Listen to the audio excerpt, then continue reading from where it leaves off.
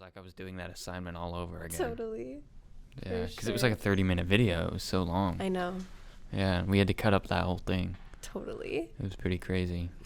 Yep. But Well, Luke, thanks for being here today. yeah, Tell me thanks for about having me. yourself. Yeah, well, my name's Luke. I am insecure about my age, but I'm going to say it anyways. I'm 24, and I'm a senior at Northwest University right now. Super senior. Power to the super creepy fifth-year super seniors. The only reason that being is because the program that I'm in, video production, is brand new. And so they had to wait an extra year. So I'm here in my 5th year doing extra classes. I feel like I always have to justify it. But yeah, here I am, and I'm happy to be here. And graduating in a few short months, actually weeks now. So Wow. Yeah, pretty crazy. That is so exciting. Yeah. Well, what made you get into film and videography in the first place? Yeah, so it goes way back. When I was 12 years old, so it was 2011, the movie Super 8 by Steven Spielberg and J.J. Abrams had just come out. And it starred Joel Courtney, who's in a movie that recently came out, Jesus Revolution. And they were like my age, maybe a few years older, but one of their passions in the movie was making movies with what was then a Super 8 camera because it took place in the 1970s. And it really just kind of struck a nerve in me. I was like, wow, this is already something I'm kind of starting to find a passion for. It was this little camcorder that my dad bought my brother and I, and we just started filming around with it and making little shorts. But that same summer that Super 8 came out, we started filming a Batman movie, and it was our own Batman movie, and it was called Batman on Grimes. A lot of people think Grimes is a drug. It's not a drug. It's the name of the street that we live on. And so Batman on Grimes was the first ever movie or film or anything I ever did. And so Super 8 really inspired that for me because I saw kids that were my age making movies with their friends in their neighborhoods, and that's exactly what I did. So that same summer, this app came out called Super 8 that was based off the movie. And this is back with like my 3rd generation iPod Touch that was, just really bad if you think about it. It was like 12 years ago. So, and it made things super easy for you. You would film the video, and then it would put the clips together for you. And just it flowed so smoothly. You could do certain effects with it, like black and white, sepia, all that stuff. You could get like film grain and stuff on there, and it just made it super simple. And it would have like the Super 8 like shutter recording sound going in there too when you recorded. But if you turned off the sound of the iPod Touch, there wouldn't be any sound. So you could just get a clean recording of whatever it is you were filming. So we didn't have an editing software back then. So we used the camcorder that we had, and it had a little monitor on it. And I would get my iPod Touch and film the scenes that we filmed off of that monitor onto the Super 8 app, and then the Super 8 app would put it together. And that's kind of what we did. I used to call it a film off because you would film off of one thing that was filmed off of another. And that's kind of what held us and tied us together until my sister let us use her laptop for iMovie. And we edited the Batman movie on iMovie. And then the following summer, we made the sequel. And then the summer after that, we started the 3rd, but it never saw the end of production because we didn't have the means and the drive to finish it. So, but yeah, the passions just kind of took off from there, and I decided to stick with it. Originally, I wanted to be in a band. I always loved music growing up. I still do. I started playing guitar. I still do, just not as seriously as I used to take it. And so I thought being in a band was going to be my thing. But then that didn't really turn out as I guess the Lord had different plans. He wanted me to be more of a videographer and take that route, and I've loved it ever since. And maybe I'll be in a band one day. Who knows? Daisy Jones and the Six, something like that. I don't know, but yeah, we'll see. I'm just kind of staying tuned for what's in store. But yeah. Nice. That's so cool to see how long you've been doing this. Yeah. You didn't just pick it up one day. It's really been a part of your life for a long time. Been doing this a long time for sure. Nice. Well, what has this passion done for you? I think it's just given me a sense of drive and just kind of purpose in a sense. I think you see a lot of people that, and no disrespect to them, but like a lot of them, it's not like they don't have drives or passions, but a lot of them are just your typical like 9 to 5, wake up, do this and that, your typical Bill from marketing. Nothing wrong with Bill from marketings, but I kind of told myself growing up, I just don't want to be like, typical rat race type thing. And so I wanted something I was not only good at, but something I was passionate about at the same time, and something that I could potentially do for a career. And so that's why I kept seeking this out, wanting to do it. And I think it's opened a lot of doors for me, because the thing about videography is it's not just making full-length films like narrative films and short films. You can do, documentaries, docu-shorts, music videos, highlights, corporate shoots, all that kind of stuff. And there's so many different avenues that you can take with it. And so I think it's just given me a sense of kind of belonging and wanting to follow where it's kind of grabbed a hold of me. And so I've used it in ways that I hope can benefit other people, and I continue to want to benefit other people. And I think that's the biggest thing. My dad always told me growing up, make sure you're doing something that contributes to society. And, you think about like not that this career is any less than those other careers, but like lawyers and nurses and doctors and stuff like that, they have such meaningful, big careers that, obviously you have to go to school for, and they mean a lot, and they really do contribute to society. So I think my biggest hesitancy growing up with videography was, it's just the cheap route out. It's just the easy route. It's just for people who like maybe aren't smart enough or something like that, which is an insecurity I struggled with all my life growing up. And so for me, it was more like, how can I contribute to society with doing what the Lord has called me into? And so, yeah, I've just kind of used it as kind of that, kind of to pave the way for that. And so, I'm hoping to use it in ways that really do contribute to people's daily life, whether it's just short-term or long-term. I always say, impacting others is what I'm doing this for. And, I could do this until I'm 95 and it impacts one person or it impacts 1 million. It doesn't matter as long as it impacts someone. So that's so cool. That's so cool that you're coming at it from the place of a servanthood and wanting to serve people. That is so cool. For sure. Kind of off of that, what is like some of the biggest skill sets that you've gained from doing this for so long, and how are you hoping to bring that into your future career in video? I see a lot of videographers, and everyone does it differently and does it their own way, but some are more toned to doing what they like most or they're best at. And I feel like I was kind of doing that for a while, just kind of sticking to one thing.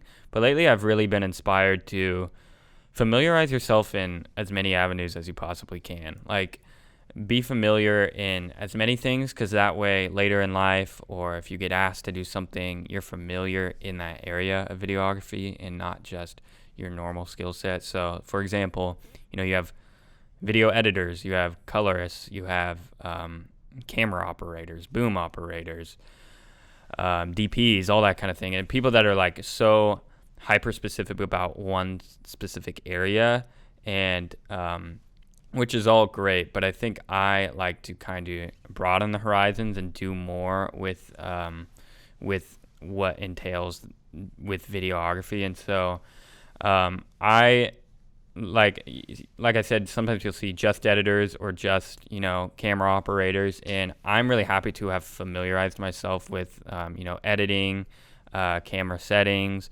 camera operating, just so I know all that stuff, because later in life I may need to have those skill sets. So I would say definitely the number one thing I can think of is editing, for sure. It's something that I am really thankful I know how to do, because I know a lot of videographers or people, filmmakers just in general, that say, that have a camera or can shoot or love to direct, and then they say like, oh, but I can't do editing. That's not my thing. And so I think that's where it comes in handy, just to know what that's like. I'm very familiar with Adobe Premiere. I've recently become more familiar with DaVinci Resolve. I've only used Final Cut. Maybe I can probably count on one hand how many times I've used it, but everyone has their specific editing software. But I'm just really happy to have known to learn that over the years and develop that skill. Because say one day, you get on a feature set and I can't predict what editing software they're going to be using in that time or what it's going to look like. Could be Avid, could be Premiere Pro, could be DaVinci, could be anything. And, they say I'm the director and they ask me how I want this cut up or something like that. I could not only show them how I want to cut up the way that I want or the way I was thinking, but I could also do it myself if it makes it any easier for them, and then they get a general gist or idea, even if I'm not the one editing the film. So it helps to have that skill set and say, I am the editor of a project, and that's all I'm doing. And someone's shooting it, let's say with like a Blackmagic Ursa or something, and they're asking, what setting should I use? And, that's where I can tell them, well, I'm most familiar when you're shooting, 4K DCI, film format, all these certain settings, the right codec, the right format, all that. And I can tell them what I'm expecting as the editor so that they can go and shoot it. And it just helps to be familiar with those different areas and not just it's not so foreign to you, just because you never know when you're going to use it. And so I'm thankful to have that knowledge, and I think that'd be my biggest encouragement for any aspiring videographer or filmmaker is don't limit yourself to one thing. Familiarize yourself with as much as possible, because it truly is going to make a difference. But that's so cool. Mm-hmm. You kind of touched on that a little bit, but what are you hoping to do with this as a career later on? What are some of your biggest goals you've got? I've really been praying a lot about what that would look like. I've put my foot in a bunch of different doors over the years, and that is definitely one thing that I'm really thankful for. I do have a friend that recently graduated college, didn't study film or anything. He studied business, but a very smart guy, very on top of things, very disciplined. But one thing he tells me is that he wished he did internships more, and that he got his foot through more of those doors and made those kind of connections and networking. And I think that's something I'm really thankful to have done over the years, whether it be working at my church or for my mom's Bible study or camps or local businesses in the area. I've made a lot of connections, and I'm really thankful for what those connections have done for me and what they're going to continue to look like and what they've looked like so far. All of it in the grand scheme of things is just adding to your resume and just building that portfolio and adding more and more so that you can really be ready for the next step in life. You never know when you're going to meet that employer and they say, well, do you have experience here? And then, you can check off that box. And so I think that's another thing I'd encourage young aspiring filmmakers to do is continue to put your foot through every door you can. Start young. Don't feel like you have to wait till you're older or you're out of high school or you're out of college or you've done this or you've done that or you have this certain kind of camera. You can do whatever, whenever. There's no specific set of rules of when to start or how to do it. I'm really thankful for those opportunities to have established those connections. And I've thought a lot about what I really want to do. I think right now, for where I'm at, I want to continue contributing to the local church. I'm currently plugged in at a church about 20 minutes from my house. I've gotten to know the pastor and a lot of people on staff and just everyone there. And they recently came to me saying that they needed a videographer. And, well, they wanted a videographer to help kind of direct the direction that they were going in with the church. They'd been doing a lot of announcements on Sunday mornings in person and kind of in front of everyone on like the stage and stuff. And that's all great, but they wanted to kind of mix it up a little bit. So they go from worship to announcement video to preaching, and it kind of changes the order of things and kind of diversifies it up. And so, but they didn't really have anyone that could do that for them. And one of my friends who's a worship pastor there knew of the skill set that I had and went to him saying, ask him if he'd like to help. He probably would be interested. And so he FaceTimed me and said, hey, was this something you'd be interested in doing? And then we talked about it for a little bit. And then about a month later, his pastor texted me and said, hey, we'd love to have you on board to come help. He said, we're a recent church plant. We can't pay you anything right now, but if you'd love to come help.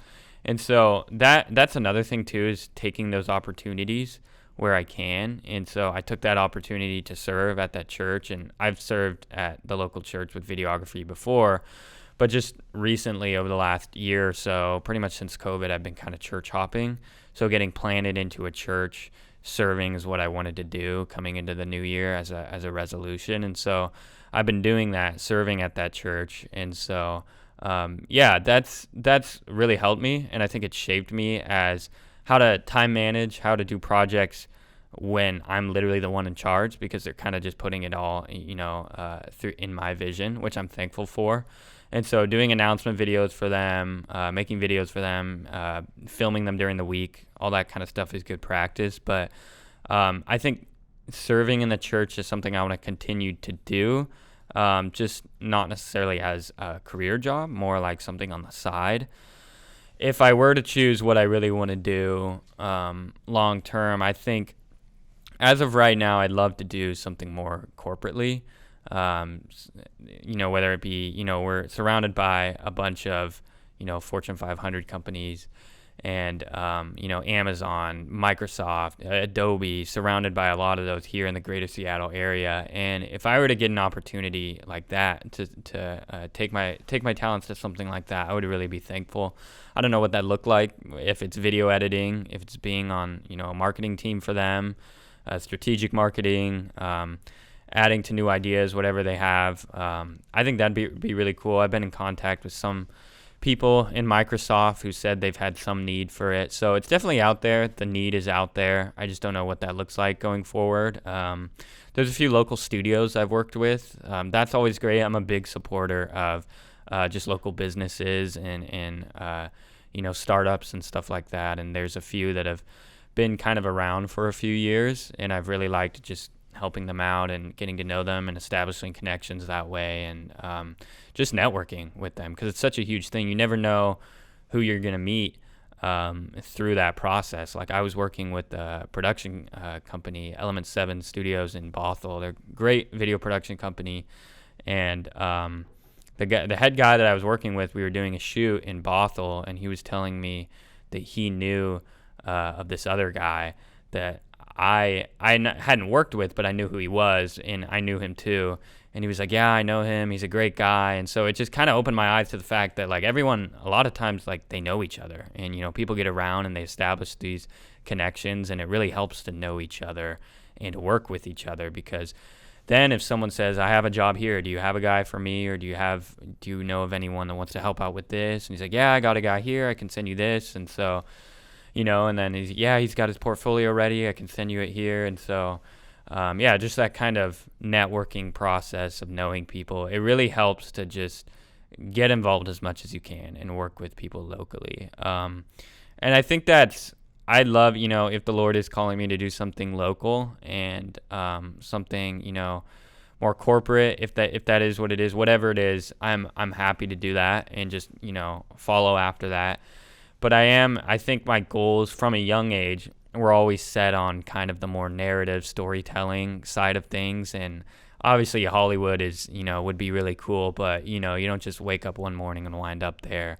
You really got to network, like I said, and get to know people. My parents always told me growing up with Hollywood in particular, but mainly going big in the industry, is more about who you know rather than what you know. I mean, you see a lot of famous directors these days, like M. Night Shyamalan. His daughter is making movies, and it just makes you wonder, how did she get there? Oh, well, her dad, big time director. So, but yeah, and so.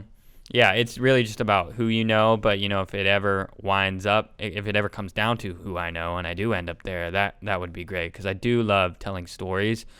And so, yeah, just something like that, just following after the passion, just following wherever God takes me. And I think telling stories, whether it be on a small scale, like locally or just personally, or large scale for, the entire nation to see, whatever it is, regardless of what I'm doing, it's going to be good. So, yeah.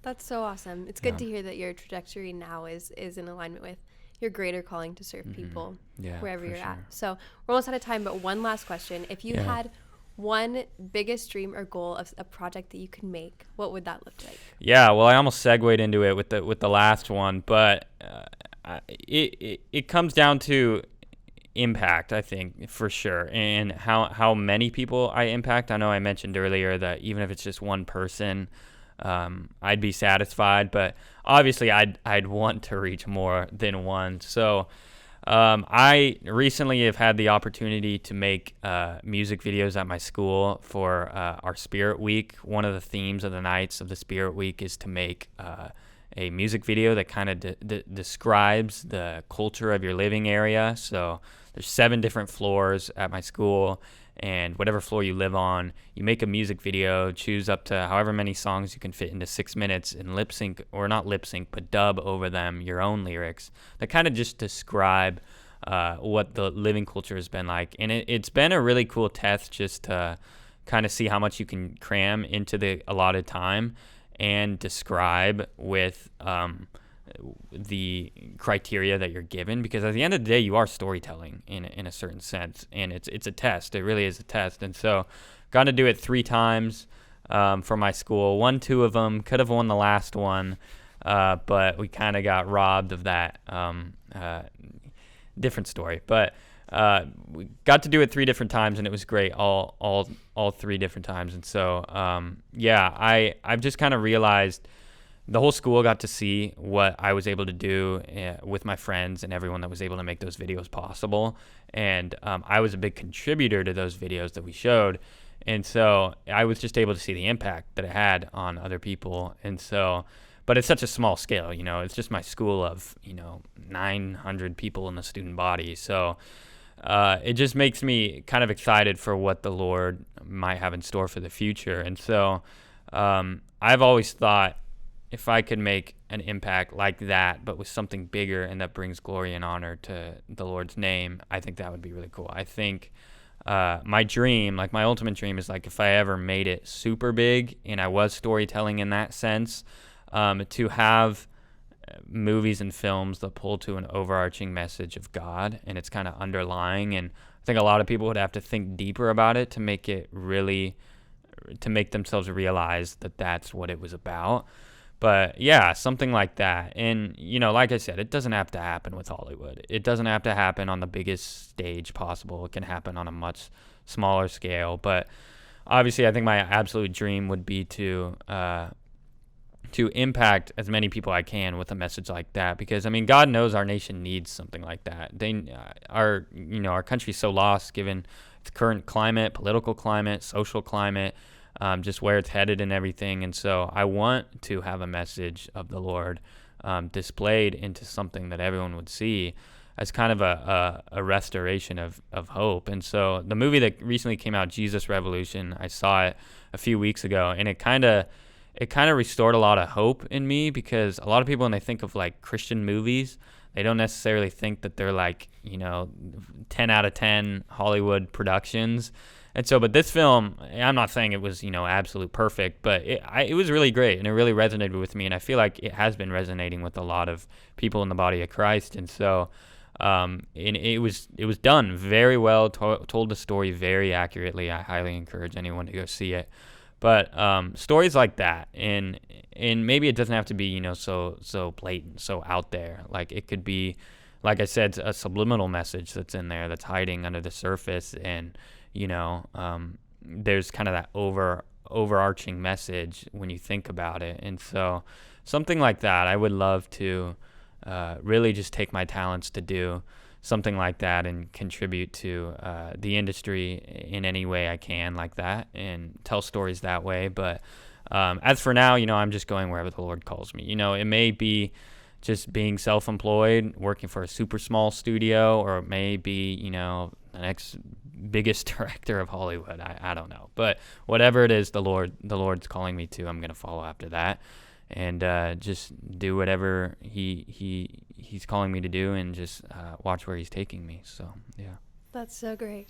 Well, thanks for taking the time to talk with me today. Yeah, thank you. Here on Creatio DP. Yeah. I know I'm so excited to see what you create, and we're excited to watch all the films that you make in the future. Yeah, well, thank you. It's been great talking about it all. So, yeah. Thanks, Luke.